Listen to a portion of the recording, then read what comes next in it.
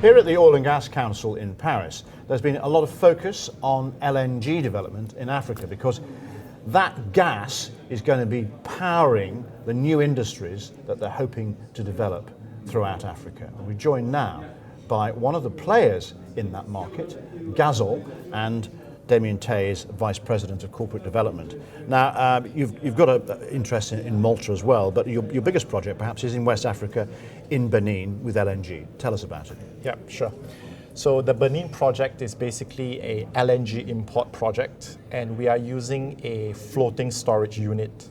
Now, the FSU is basically an old LNG carrier which we are refurbishing at a yard, and it will be in place for about 20 years. And the FSU enables a much faster time as compared to a land-based LNG import terminal. So we have a separate regasification onshore. And then you have periodic LNG deliveries, which will bring in LNG. And then the LNG will be stored on the FSU and regasified as needed.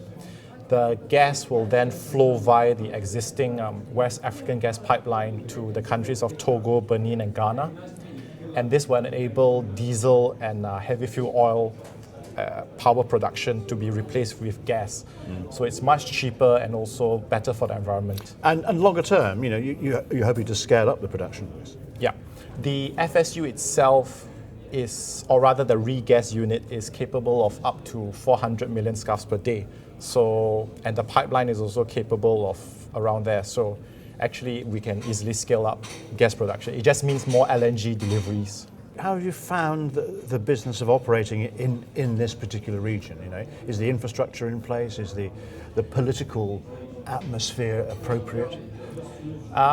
It's not as plain sailing as dealing obviously with an OECD company, but I think with a strong local network and relationships, we're just pushing our way through.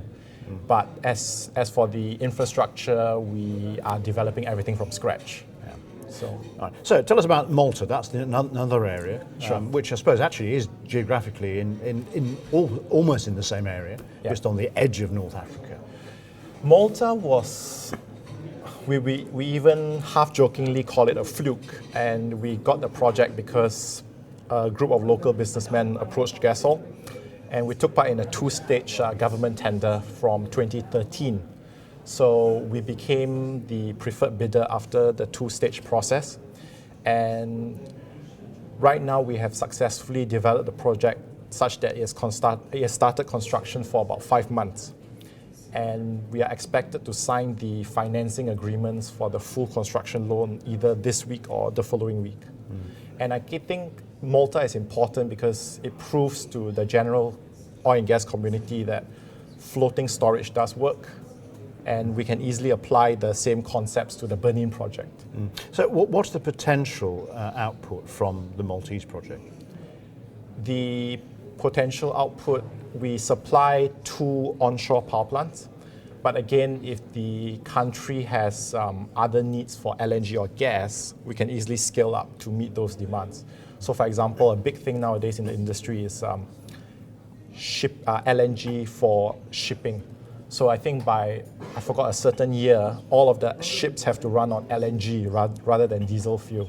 So that could become a bunkering solution as well.